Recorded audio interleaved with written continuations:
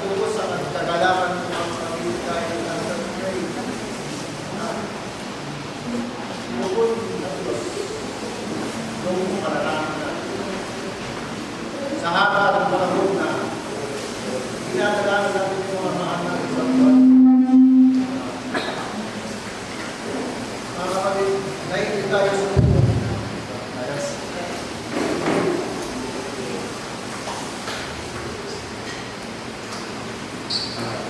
Praise. Sa haba ng panahon na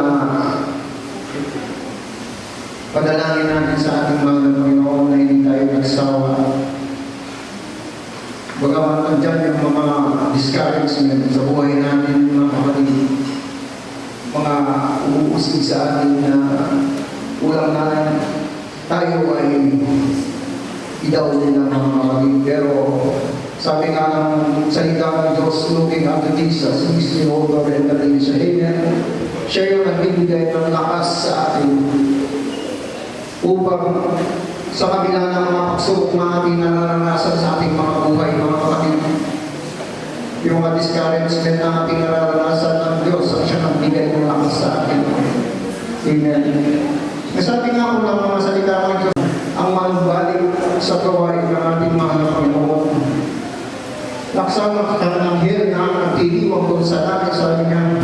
Gaano pa kaya yung mga kaluluwa na napakarami na pinanumbalik ng Diyos sa gawain niya. Amen? Amen. As pray po na ating Padre ito, magiging ka ng mga kapatid na napakatagal na panahon na hindi sila sumamba sa ating mahal na Panginoon. Amen. Ngayon, nagkasama natin sila. Amen.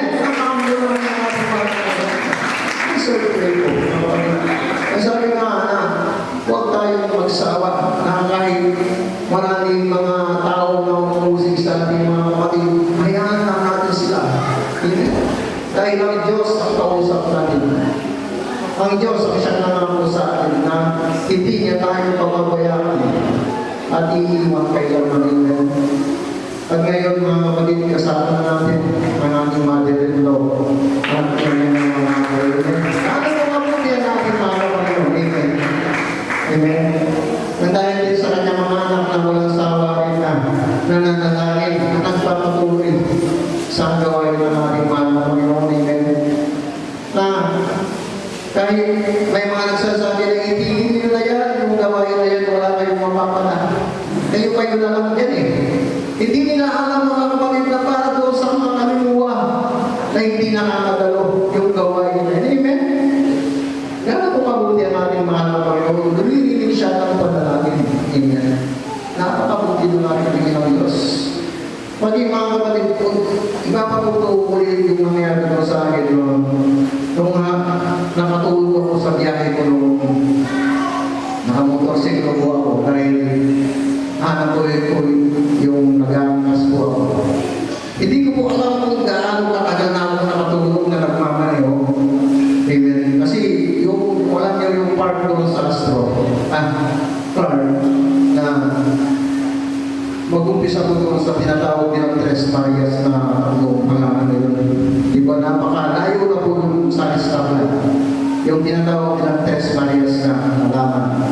Paglagpas ko doon, mga kapatid, hindi ko na alam. Nakatulog na pala ako. Hanggang sa umabot ako doon sa stoplight na crossing na yun. Sabi ko, paano nangyari yun na nakatulog ako? Nagising na lang ako doon sa stoplight. Amen. Alam ko, ang Diyos ang lang siyang nag-iingat sa akin noong time na yun. Isipin nyo, napakahabang kahit kalahating kilometro meron mo haba yung daan na yun. Kung wala ka sa Panginoon, marahil, mga kapatid, wala na ako ngayon sa inyong harapan. Subalit ang Diyos ang siyang nag-ingat sa akin. Ginising niya ako pagdating doon sa stoplight. Amen. Totoo po yan, mga kapatid. Totoo po yan. Diyos ang saksi ko sa oras na ito.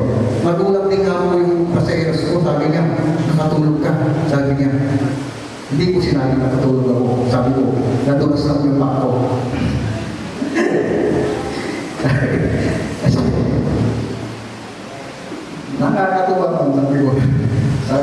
sinado nakatulog ako. Nadulas sabi ko, sino?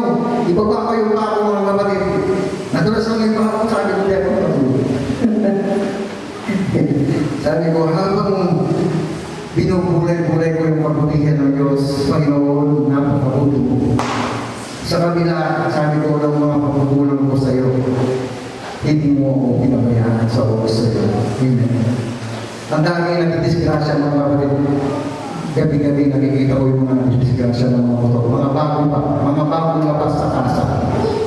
Wasak mga kapatid, yung mga motor nila at sila ay halos hospital na yung nantungan nila. Pero ako, nagpapasalamat ako sa Panginoon nung tayo na yun, hindi niya ako pinabayaan.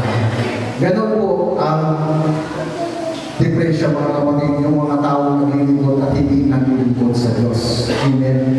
Ang pag-iingat ng Diyos, sabi niya, ay lagi nasa atin.